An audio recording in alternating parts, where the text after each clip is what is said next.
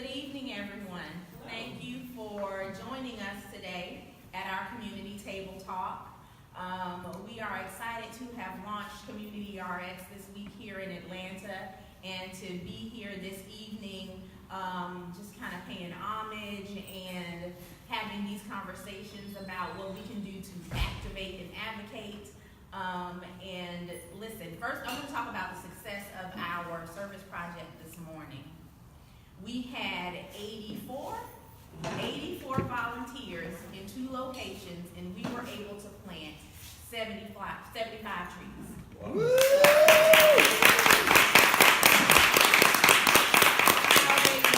How amazing is that? That's and right. You know, kids got to get muddy, and that was fun for them. Not so much fun for us parents, but you know, you give and take. So those of you that are here, you have folders, and it tells you a little bit about Community RX, our program. It has some facts there. Just wanted to give you a little bit of information. So Community RX is a program of Mom's Clean Air Force, where we're committed to exposing environmental injustices in the African American community by taking a stand against environmental discrimination, holding legislators accountable for lack of resources, educating communities on their rights and their issues, standing with impacted communities, advocating with communities, and fighting for clean air and climate solutions to promote healthy children and healthy communities. So with Community RX, we focus on the health aspect of environmental justice, in particular in African American communities and regarding African Americans. So, our program goals again: advocate, educate, amplify, engage. Those are our goals. And we have a phenomenal Bible study that we use to do that with. We also have table talks, which is where we encourage people to have small group conversations with maybe their family members or friends, or mom groups, or guys weekend, or even their churches, to have conversations informing each other, filling everyone in, and making decisions about how they can activate themselves and what they can do. And then lastly, we have our fact sheets. And so in your folder, you'll find the Asthma in African Americans fact sheet and the Cancer in African Americans fact sheets. And if you go to our website, you'll find many, many more resources there. So you also have with you, these handy dandy fans. For us in the church, we know that you need a good fan. Yes. But this particular fan has facts on the back for you. Asthma affects 1 in 9 African American children. African Americans tend to live closer to some of the most harmful pollution sources like coal-fired power plants and major roadways. Schools serving Black children are located to heavily trafficked roads. More than 1 million African Americans live within 1 mile of oil and gas operations. The right to breathe clean air is a civil right for all people. All right here. All right there for you. Any place of worship, and then you got all these facts right there. Pray on that. All right. So we are going to, again, I welcome you all. Please enjoy the food. Please fellowship with one another. We have a phenomenal panel. We have phenomenal speakers. And right now we will have Reverend Woodberry of Justice First Ministries, who's going to come up and talk to us about a few things. Reverend Woodberry.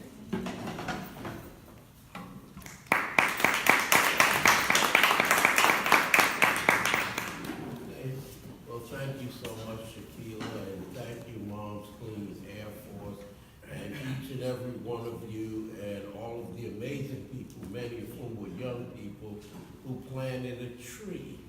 And so, that might seem to be something that's aesthetic or, to beautify a community, but that, do you want the mic? do I need it? Can you hear me? Yes, sir. Yep. Yeah. Okay. I'm using my preacher's voice. So, but what's what's important also in terms of the life and the health of our planet is that trees, letting trees grow, letting our forests remain standing, those things are part of the solution to the climate change problem.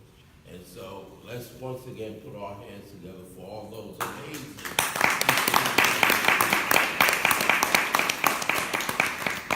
So, as we say in the church, in the African American church, it's getting late in the evening when we talk about dealing with environmental health issues as well as this entire planet and the climate change issue.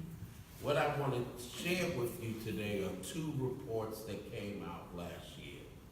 The first is the Intergovernmental Panel on Climate Change report, which comes from the world's climatologists and other experts. And when I say the world, I literally mean top scientists from around the world. And for those of you who may not be familiar with the report says that we have 12 years to get on a serious path to reduce carbon emissions on the planet by 45%, or else the impacts of climate change will reach the tipping point, and we don't know how bad they will get or if we can do anything to remediate or minimize those impacts. And so we know that the hurricanes are going to get worse. They're going to become more frequent. It's going to become hotter.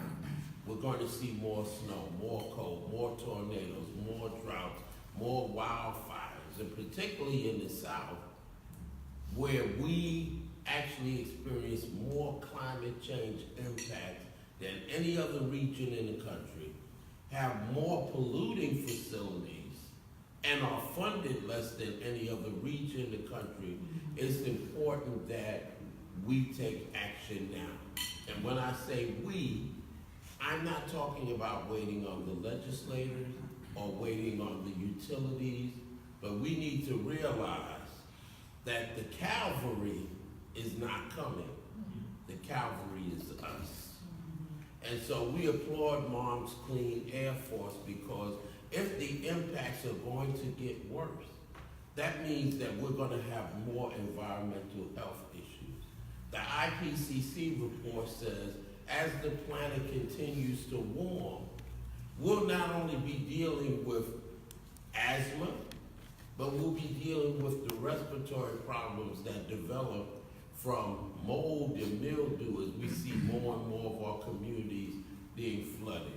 We'll not only be dealing with respiratory problems that come because people of color, in particular African Americans, live close to heavily trafficked areas, interstates, polluting facilities, but we're also going to have an increase in waterborne problems from stormwater, from wastewater, from people in rural communities who get their drinking water from wells. And when hurricanes come, like Hurricane Florence or Hurricane Michael or Hurricane Matthew, those drinking wells are flooded, and all the herbicides and pesticides and germs and bacteria and infusion from septic tanks all get into their water. The cavalry is not coming. The cavalry is us. And so we applaud Mom's Clean Air Force, especially for the Bible study. And I say that not just because I'm a preacher, but because if we are ever able to educate, energize, and engage our faith communities, we're talking about hundreds of millions of people in this country who will be part of our cavalry. And so now is the time for action. 12 years is not a long time. It's getting late in the evening, and the actions that we take now are the actions that will minimize the impacts of climate change, reduce environmental health problems, and make sure that our children and our grandchildren and generations to come have a better quality of life, are able to endure and to survive the storm. And so, Shakeila James mentioned the Justice First tour, and the Justice First campaign took place last year. From April 12th to August 25th, we went to 12 southern states, 25 cities, engaged with 300 organizations to say simply this, that the time has passed for us to operate in a manner that leaves us siloed, separated, and segmented. That only solidarity is going to ensure that we win. And only when we put justice first, for every mom, for every dad, for every child, for every community, for every state, for every nation, for any place on the planet, only when we're able to gain justice first will we have won in every community, for every constituency, and for every class of people. And so we share that intergovernmental panel on climate change report, also knowing that on Black Friday, that the United States government issued the National Climate Assessment, which was issued by all 13 federal agencies. And this wasn't a one-time deal. This body was actually formed in 1990, and every 4 years they issue a report, and their report said the same thing that the International Panel on Climate Change said. And so let us move forward. Believing, as I believe, that the hour is never too late to make change. That it's never too late to gain the victory. That we can look in the South and other places, and I'm closing now, but when I used to come down to visit my grandmother and my grandfather in Britain's Neck, South Carolina, a rural community in Marion County where even today, don't laugh, Loretta, if you don't have gas in your car, when you get on Highway 41A for 25 miles, you're not going to see a gas station. All you're going to see is the woods, okay? But way down in that community in the 60s when I was a child, all the roads were unpaved except for Highway 908, 41A, and 378. No one had electricity. No one had indoor plumbing. Everybody used pumps to get their drinking water. But in 20 years, every road was paved. Everybody had electricity. Everybody had indoor plumbing. So we can make a difference and we can make a change. But we have to realize the Calvary is not coming. The Calvary is us. Thank you very much.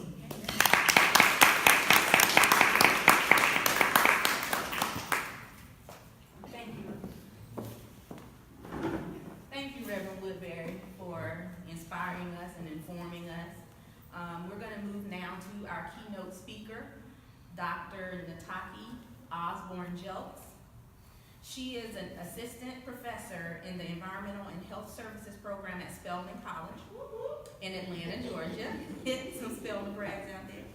As an environmental health scientist, Nataki develops, implements, and evaluates community-based initiatives that empower low-income and communities of color to reduce exposure to environmental health hazards and improve health and quality of life. Currently, she investigates urban environmental health disparities, cumulative risk assessment, and the connection between urban watersheds, pollution, and the built environment, green space, and health. She also explores how vulnerable communities can engage in citizen science activities to monitor local environmental conditions, reduce the existence of and exposure to environmental hazards, and develop effective community-based interventions that revitalize toxic, degraded spaces into healthy places, excuse me. Nataki studied chemistry and civil and environmental engineering at Spelman College and the Georgia Institute of Technology, respectively, before earning a Master of Environmental and Occupational Health degree at Emory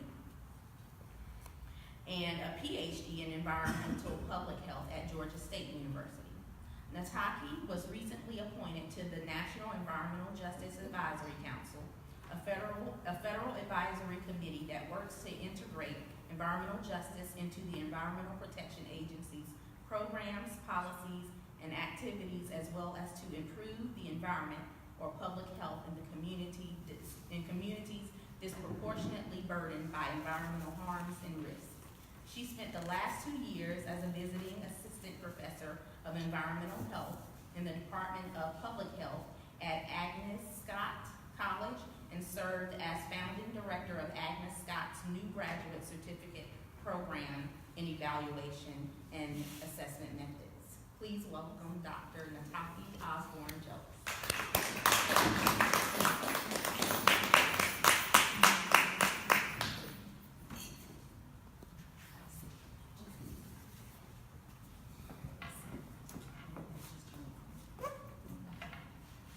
Thank you so much. Do I need the microphone or is that okay? Okay. Let's try to go without it. So I want to thank Ms. James, Dr. Calhoun, and the Mom's Cleaner Force for this invitation to be with you on tonight. I kind of feel like Reverend Woodberry gave the message that we needed to hear. He started off with facts and then talked to us about solidarity and how we need to come together. And so when I reflect on what he said, and when I reflect really on all the years that I've known Reverend Woodberry, it kind of takes me back to how I got involved in environmental justice to begin with. It's all about community. And I'm originally from Mississippi, but lived in several places around the country, but had a very foundational time in Baton Rouge, Louisiana. And living in Baton Rouge, we lived in what is called the Cancer Alley Corridor, that 85-mile stretch of land between Baton Rouge and New Orleans, where we have over 134 or so chemical companies and petrochemical companies, other pollution-generating facilities. And, we have some of the highest rates of cancer in past times, birth defects, miscarriages in the United States. And, sometimes there's controversy around what it is that is causing that. Some people will say, well, it's the people, it's their behaviors, it's the high-fat diets that they eat, it's the fact that they drink and smoke. But we can't refute that exposure to toxic chemicals impacts our health. And I know that Mom's Cleaner Force has equipped us on this evening with fact sheets that give us that data, that point to the scientific evidence that we know exists around our exposure to toxic chemicals and the impact that can have on our health. And so after living in Baton Rouge, my mother was diagnosed with breast cancer. And it's not that we can prove, there were no studies, done to show any sort of causal relationship between her exposure and what we may have been exposed to, but really just the fact that that possibility existed gave me the impetus to get involved. And I thought about, when I found out about her diagnosis, the fact that the water always smelled and tasted bad, the pollution index was always high, the air always smelled bad. And if you're ever in Baton Rouge or any of these places between Baton Rouge and New Orleans, at night you see the flares, from the industry, and you smell industry, and some people call it the smell of progress, but it's also the smell of danger, right? And of things that impact our health in a negative way. And so that really brought me into this movement. My mother was diagnosed when I was in college, and I went to Spelman College, as was said before, and I began working in an environmental lab on campus, and I had an internship with EPA. And I'll never forget my first experience working with a community group. It was in Tifton, Georgia, which is a town in South Georgia. And I thought, well, I'm going to connect with this community. I'm a young African-American, student. This is a predominantly African-American neighborhood that we were working in. And when we went down, I traveled with some of the EPA personnel down to Tifton for a public meeting around a Superfund site. And when I traveled down and I began to introduce myself to the community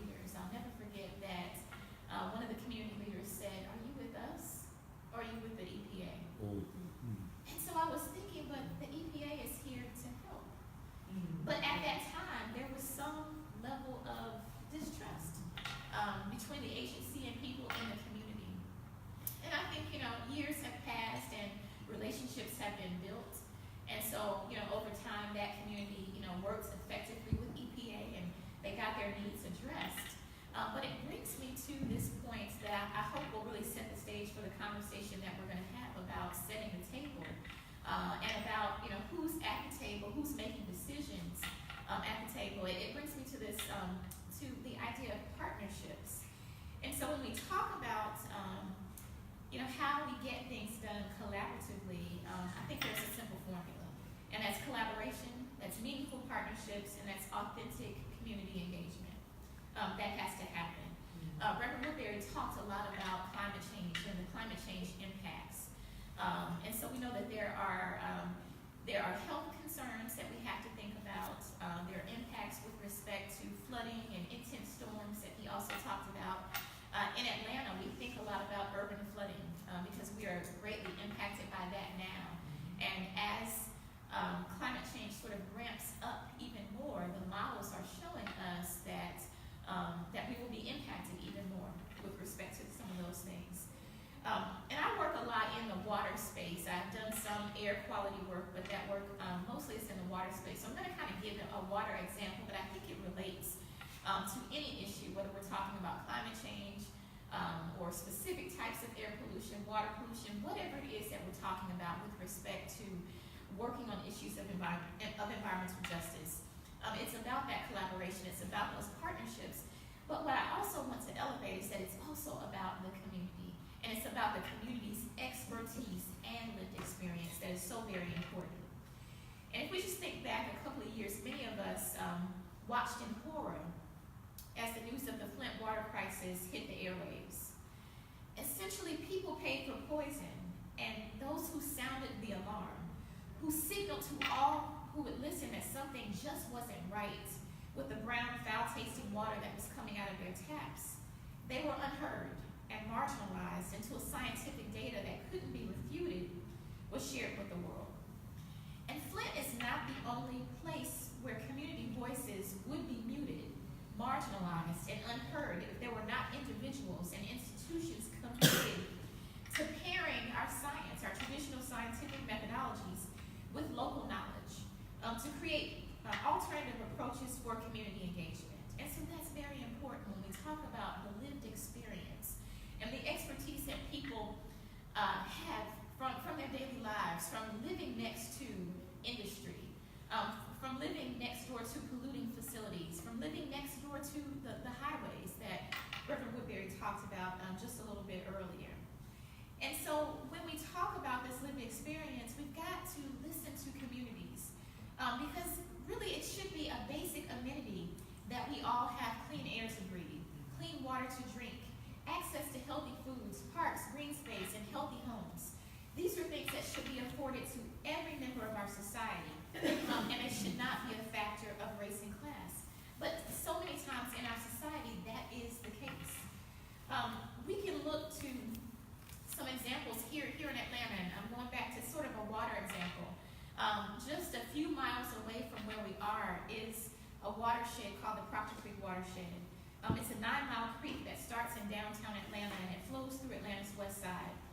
This is a place where kids used to play, where people fished and swam, and where people used to be baptized. Today the creek is polluted with sewage and other pollutants from our combined sewer system, which is an old sewer system that was brought to Atlanta in the late 1800s. And since that time, there has been a lot of significant progress in the city, and it's kind of gone everywhere but west. When you hear talk about Atlanta in the news, you hear about the income inequality that we see in our city. And we hear about gentrification and displacement as new investments are being made into those places where those investments have been denied for so many years. And so you have community groups on the ground who are really trying to push forward this work. But in some situations, again, they've been marginalized. And so this on-the-ground movement is really pushing for greater partnerships with governments, whether we're talking about the city level, the county level, the state, and even the federal government. We are building alliances with academic institutions and with nonprofit organizations just like Mom's Clean Air Force. And so when we get together and we work together, then we can advance change and we can make policy change happen as well as change practical things in our communities and advance practical solutions that will help us live cleaner, greener, healthier, and more sustainable lives. And so when I talk about partnerships, I think it's important that we realize that when these partnerships happen, everybody has something, everybody's bringing something to the table. There is knowledge and expertise in our communities. Our communities are assets, our residents are assets. And that's so very important to remember. A lot of times we might look at a community and look at the disinvestment that's happened. We may look at the pollution that tends to plague that community. And we might look at the statistics, whether it's about crime or income level, or other things that might sort of put that community at the bottom of certain lists. But what we've got to remember is that within these communities, we have expertise. We have people who have invested years of sweat equity and activism to make a change in these communities. And they have local knowledge that is so important to helping us to address the issues that we face. So if we're concerned about what pollution is impacting those communities and what the impacts have been, we use our scientific knowledge and we use our scientific methods. And I'm trained as a scientist, but we also listen to that community expertise and to that knowledge that comes from living day in and day out with this pollution, with these toxicants, what we call the social determinants of health, things like income level, that also impact our health in a negative way. And so when we think about formulating these partnerships, we've got to leverage relationships with a wide range of partners. And when organizations, even government and nonprofits come into communities, my advice is to let those communities lead. You might have resources that can be helpful. You might have ideas that can help to address some of the challenges that communities are facing. But understand that communities have their own sense of self-determination and that they have their own desires, concerns, and thoughts about what their communities should be. And so as we talk about setting the table, again, take the lead from our communities and let their needs, let our needs be the direction, be what leads us in the direction that we need to go. When I think again about Atlanta, there's a lot of movement happening. There's a lot of development happening. And while many strategic investments, both public and private, are being planned for parts of our city, there are a lot of remaining questions. Will the opportunities for economic growth and for environmental amenities and improved quality of life be distributed in an equitable manner? Will there be robust, inclusive, and authentic community engagement processes? Will those prevail that result in and that deliver triple bottom line benefits that address not only our environmental quality, but social equity as well as the economy? And will long-suffering residents who've lived in poverty and pollution for years be able to shape the development outcomes and benefit from these new investments in place? These are the questions that we're asking. And so as we're making improvements to our environment, as we're looking at ways to adapt to climate change, how can we do that in a way in which the communities who are on the front lines benefit, and in a way that they are a part of that solution process? In addition to my work at Spelman, I co-founded an organization called the West Atlanta Watershed Alliance. And one of our kind of main sort of principles of our work is that the process is just as important as the results. Because there are a lot of tables that we ultimately get invited to, and we have some of the same ideas and goals for what we want to see Atlanta become, what we want to see these neighborhoods become. But the way in which we seek that change is just as important as those end results that we're seeking. And if the community is not driving that process, if the community is not seen as an entity with equal footing as the other entities who can push forward solutions that we want to see in our own communities, then we are further perpetuating inequity and injustice, and that just cannot be.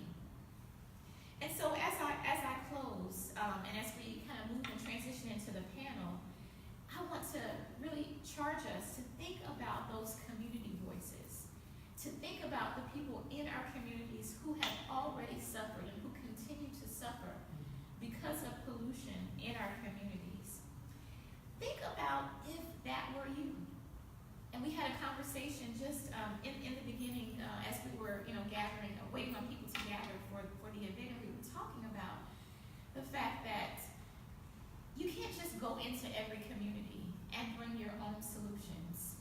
And so when we think about communities of color, specifically African American communities, as we are working to advance environmental justice, think about that as well. When you come into a community, come because of an invitation. Don't just come, even if you have good intentions, even if you have resources. Develop those relationships, build those alliances, show yourself to be true allies to those communities, and then let's sit down and do the work together. Thank you so much for allowing me to share a few words, and hopefully that will kind of set the stage for the things that we'll talk about in the panel. Thank you.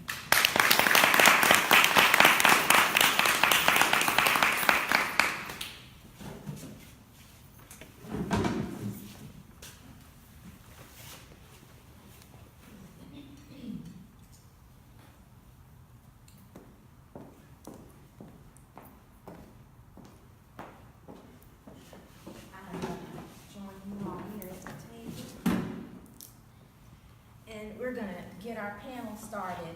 So we have a phenomenal panel assembled here today for you all to engage with. We have myself, I'm Shakeila James. I am the Regional Field Manager for Moms Clean Air Force. And we have Dr. Nataki Osborne Jelks, who you just heard. We have Reverend Leo Woodberry, who is the Executive Director of New Alpha Community Development Corporation and Environmental Justice Chair, and Sierra Club's Ready for 100 campaign and Justice First. We have Reverend Michael Malcom, who is the Executive Director of the People's Justice Council and the Alabama Interfaith Power and Light. We have LaTricea Adams down there on the end, who is the founder and president of Black Millenials for Flint. And we have Whitney Brown, who is the Staff Associate for Communication and Administration with Georgia Interfaith Power and Light. Let's give them a hand before we start.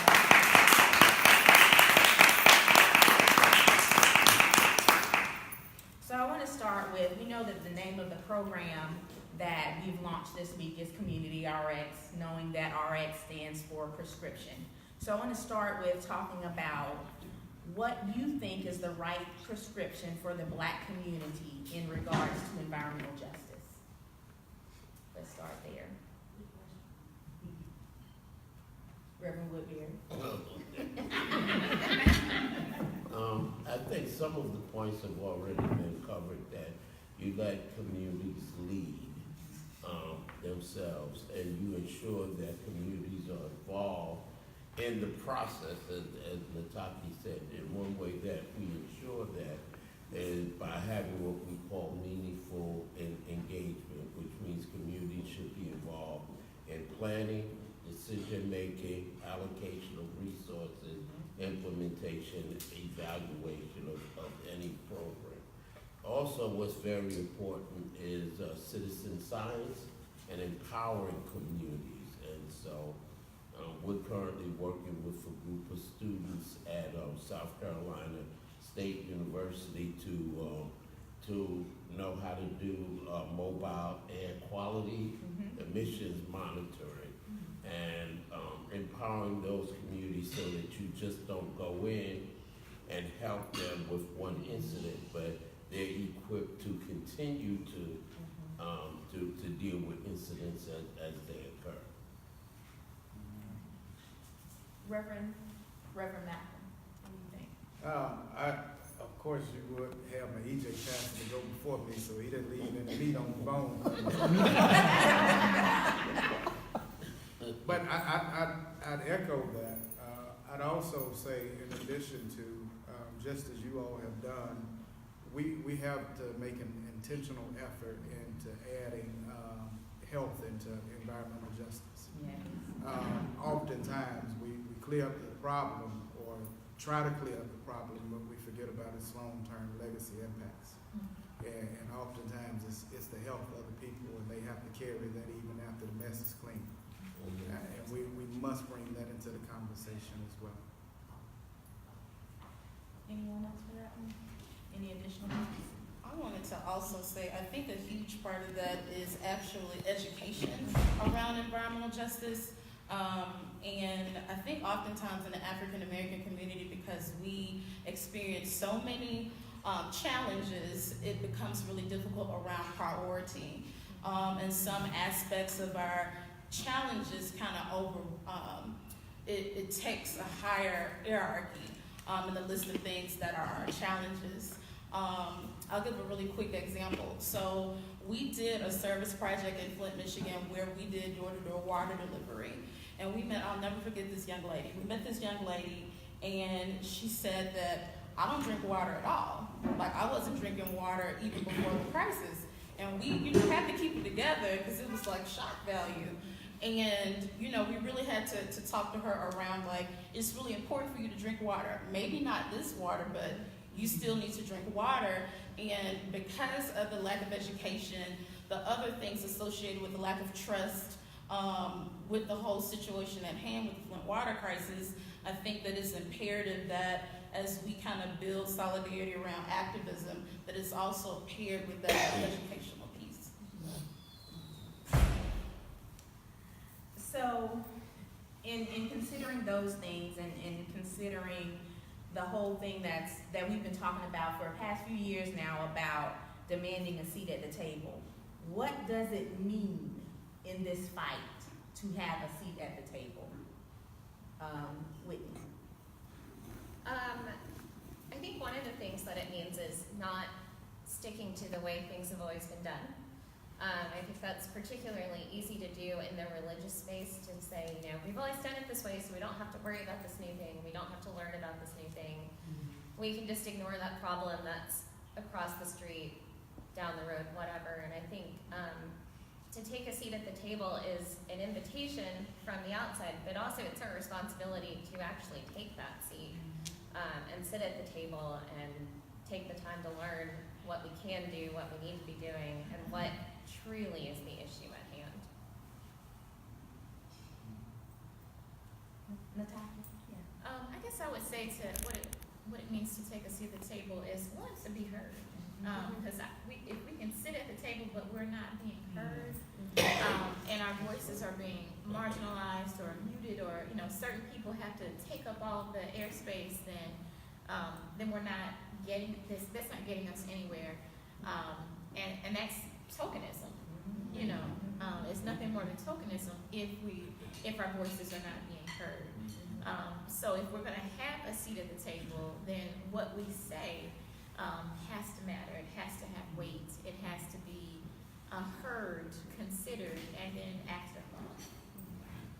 Absolutely, and that is a great segue into our next question, which is, when we find ourselves in positions where there's either not a table or we're muted at the table, what does it then mean to build the table?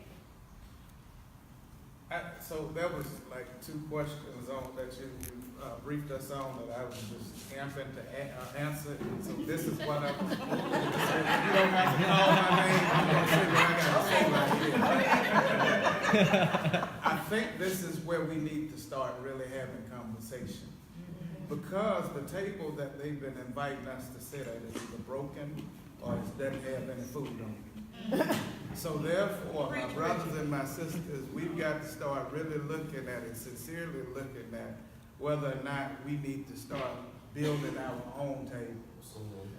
In other words, we need to start looking at really investing in the solutions that it will take for our communities to not feel the way that they feel anymore. And it's going to have to be, it would need to be intentionally done by those who see the problem. Because as my sister has said, a lot of us in our communities aren't educated on the problem. We've lived with the problem to the point that the problem is us. Yes. Or in other words, I say, we've embodied the problem. And so we've got to really start looking at the way that the solutions have been offered and the assistance have been offered have simply not worked. I am dealing with a situation in North Birmingham along with Gas Group, who I definitely, because I'm on Facebook Live, I need to make sure I shout out because I want to go home when I finish this. We're dealing with an issue in North Birmingham for over 100 years. This community has been surrounded by at least 5 different industry pollutions. And most of it is coming from coking. Coking is a whole different type of toxin that absolutely drives cancer. And so these people have not only been dying of rare forms of cancer, even the children are getting rare forms of cancer, but the school system has said that this is one of the worst places in the world to raise your children. And over 100 years it's been this way. Generations have come through there, and generations have left there the same way, early. The solutions that have been offered by the industry. They give them a new playground next to the pollution plant. They start different programs just to appease them so they wouldn't continue to scream and holler because they're dying. We can't continue to try to get at that table. That table's broken. One of the legs too short, or the chair is broke. But either way it goes, we don't fit at that table. It's time for us to start coming up with some solutions where the government won't step in. And not only that, we need to start demanding. The reason the EPA is the EPA is because the people rose up to demand that something be done to protect them. We got the EPA and we stopped demanding. Now it's time to start demanding that we have some accountability for getting us protected the way that we need to be protected. That's right. I'm off my soapbox. I was amping to get to that, but where's she gonna get to that? Where's she gonna get to that? I would also say that, first of all, we have to be very demanding in terms of you don't set up a table in our house. And so one of the things that we had with the reason why there is an advisory group with the Sierra Club is because they didn't have one. And when they talked about coming to South Carolina, we were very vocal in saying, you cannot come to South Carolina and do a Ready for 100 campaign without including the South Carolina Environmental Justice Network and the communities that we work in. And I'll say this on Facebook because I've said it before, because otherwise we will not only not support you, we will vigorously oppose you. Right. Any mayor, any community, any city, county council that you go to, we will be outside with signs talking to the media. So the first thing is you don't come to our house and set up a table. I can't do that as an African American in a white community. I can't do it in a Latino community. I can't do it in the Asian community. This is our house, and you need to respect it. That's the first thing. And the second thing is that when we have a table that's set up, we have to have people from the community there. Otherwise, we are replicating models of injustice in the network. So when Duke Progress Energy said they wanted to build a solar farm named after Loretta Slater's daughter in Dillon, South Carolina, we were very adamant in saying that you can't build a solar farm and then tell people that they have to pay $250 as a one-time connection fee when we have people who can't pay their bills every month, much less an additional $250. That's right. And then you can't willy-nilly connect people to solar farms and say that that's a solution when you're bringing energy to homes that are heating and cooling the outdoors, people paying a disproportionate amount of their income on energy costs and still having their electricity cut off. And that's a health issue. I'll say this quickly, because as a pastor, I know of at least 2 incidents where we had senior citizens who, because they lived on fixed incomes, SSI checks of no more than $800 a month, only heated 2 rooms in their home. And when one of them fell and broke her hip and was taken to the hospital, they found out she had pneumonia, had it for a while, and she died. And that happened twice. And so, you know, we have to ensure that even what looks like progress is not replicating models of injustice and inequity. And we can only do that when we have a seat at the table, and a table that's in our house. Amen. I'd like to add to that, because there are a couple of things when I was listening to Reverend Malcom speak. So what did we do? Because the environmental justice movement isn't new, but there are still so many of us who don't know anything about it or who are not active in it. So one of the things that we've been trying to do as we've developed this Community RX program is make sure that the language is such that resonates with our community. So what are your recommendations? What's your advice for people who are new to the environmental justice movement and who, you know, these terms are new and, you know, don't understand what coking is, or what advice do you have on where to start and what to do? I can speak to that as a person who is not, who is very new to the environmental justice space. I think when connecting back to when we create our own tables, ensuring that even within the African American community, it's diverse, meaning that know your ministry, taking church a little bit, but having a clear understanding of what your role is to help mobilize, but then again with that education piece. So I think being from the Black community, like knowing this culture, is use those connections to actually engage with folks. For example, like you may not necessarily engage a group of people like with lectures. You might have to do canvassing, for example, and engage with people one-on-one. I think that it's really important to be very strategic in the way that we engage. I know some of the issues that I've seen, for example, in many of the places that we serve, is there's just one method of engagement. And my question is always, well, did you do house visits? Did you go to the church? You know, if you're just having something like at a university, for example, which is a great place, but is it going to bring out everyone to that place? So not just creating barriers to make sure that we are collectively diminishing access issues, in addition to making sure that it's digestible and taking into consideration that it can be really technical, but really advocating in a way where it is accessible to all people. And I also encourage people, you know, when I think about this entire thing, it's a human rights issue, it's civil rights, it's social justice, all rolled into one. And if we had followed a pattern from the civil rights movement, we would have been further along. But we didn't.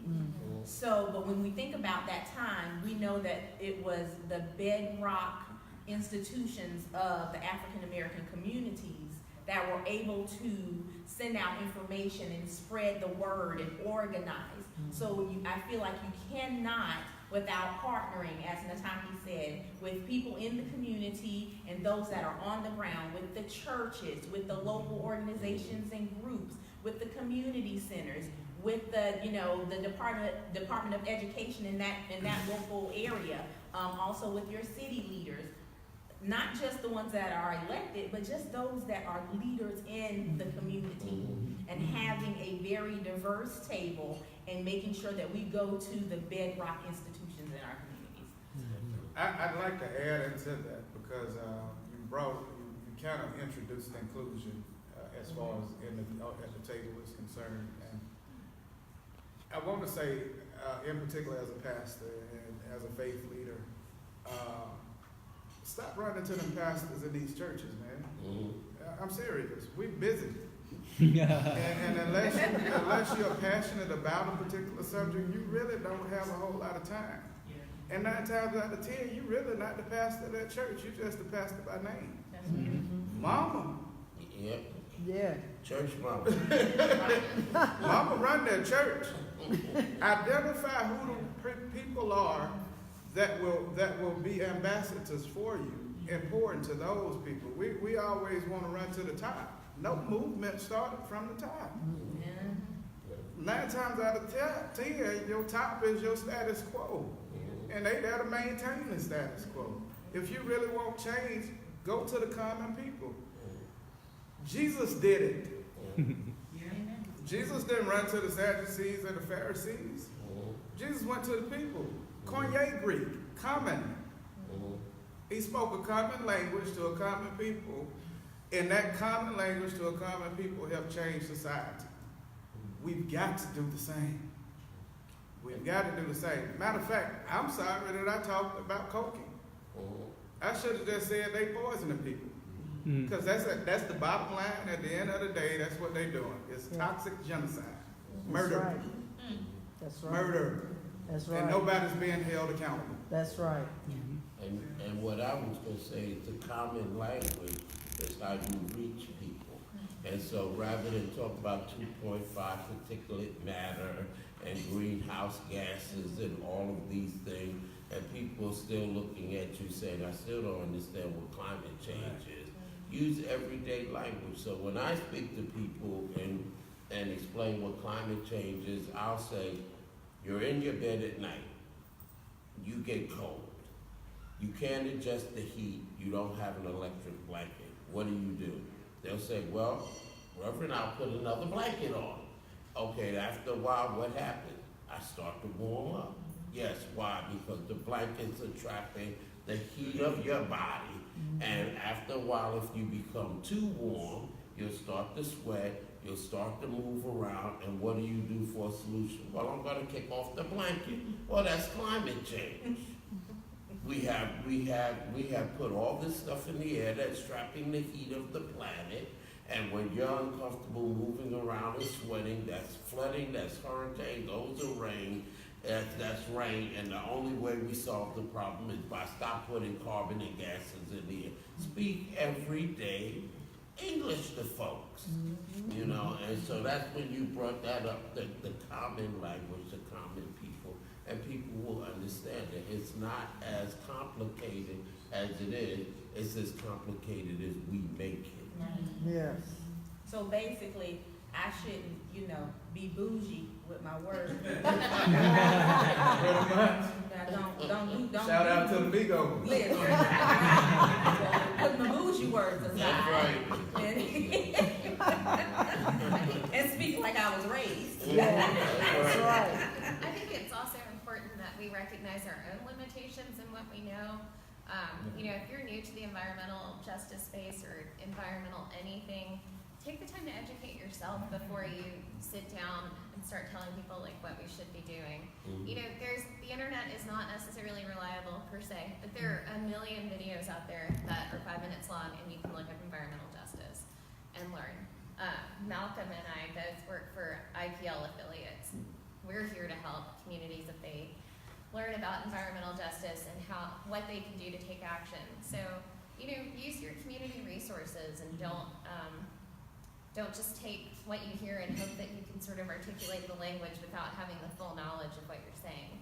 Because that doesn't help us either. That doesn't push us forward or take us to any sort of progress if we don't fully understand what we're articulating to folks. So, educate yourself. Well, that wraps up our panel. I wish, seriously, we would be We didn't get to that last question I wanted to ask. the partial advice or the tree. The faith and how we gonna bring that in. Reverend Malcom.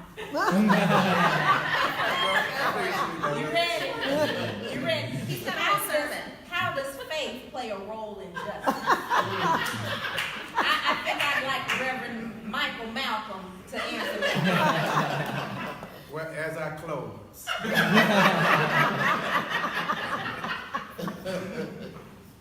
Faith, if we would if we would articulate faith in this conversation, if we would just introduce it in this conversation, I guarantee you it would change the whole conversation. Here's why. Because at the end of the day, morality says, is it right or is it wrong? And you have to wrestle with, when it comes down to environmental justice, is it right or is it wrong? And if we don't you can talk about the pollution, they'll talk about jobs. Mm-hmm. You can talk That's about right. you can talk about the people, and they'll talk about their lifestyle. Mm-hmm. There's That's always right. something to combat those types of conversations. That's But right. if you say, is it right or is it wrong, now they have to decide Mm-hmm. morally, is what I'm doing the right thing to do for people Right. or for creation, Mm-hmm. or is it not? Mm-hmm. And I think that's where we are missing a great deal, because we discount faith leaders. We discount the communities of faith. Right. But the fact of the matter is, people show up to my church every Sunday to hear me. Therefore, I've got a lot of influence on people. If you could just connect the dots with that, Mm-hmm. you can move a whole population of people. I don't care who you are. You either know somebody or you yourself go to church. Mm-hmm. If we can change the conversations in our pulpits and we start preaching that, I'm just going to say it. I grew up Pentecostal holiness. I came up, started preaching in the 90s, and when I was coming up, that's when the whole gay bashing thing was happening, real prevalent in the pulpits. And everybody was worried about who's sleeping with who and all this stuff. And now that I know what I know, I said, man, they missed the whole show. Because if North Birmingham has been going on for 100 years, and these people have been suffering for 100 years, and these people in their pulpits in this community are only talking about who's sleeping with who, you done missed the whole thing on what God's trying to show you to help your people. That's right. You see what I'm saying? Mm-hmm. Let's not get so caught up in the perversions and really get caught up into what's really what's really perverting. Mm-hmm. Let's get caught up on what's really killing us. Mm-hmm. That's It right. ain't about. It's not about the crime. I guarantee the crime will go down if the poverty will go down, Mm-hmm. and the poverty will go down if the pollution go down. That's right. Connect the dots. It's all tied together. That's right. Let's do this as preachers. Let's do this as faith leaders. Let's do this as imams. Let's do this as rabbis. Let's start having that conversation on how we take care of the planet and the people. That's the greater conversation, because at the end of the day, that is the greater sin. If we don't start having these conversations, we'll continue to go around the mulberry bush and nothing will be resolved. That's right. But you got to have the conversation. Hey, Senator, is it right or wrong for you to be having for your people that's sitting in your districts to die from pollution? Mm-hmm. Hey, Mayor, is it right or wrong for you to continue to have a city that emits greenhouse gases to the point that America is one of the top polluters, if not the top polluter, besides China, in the whole world? That's right. You see what I'm saying? Mm-hmm. We as communities of faith have got to claim our moral authority and use that to hold people accountable. And that right there would change the conversation. Amen. Amen. All right. I just want to thank everyone for coming out. I want to encourage all of you here to make sure you get information off of the tables, grab you t-shirts, get some more food. And those of you that are watching and those of you here, look these amazing people up. Yes. Connect the dots. Find out what you can do locally. Go to websites. There are resources there. Contact us. We want to be able to support you in any way. We don't want to come in helicopter into your communities. We want you to tell us what's going on. We want to be able to share the burden with you. Have a good night. Thank you. Thank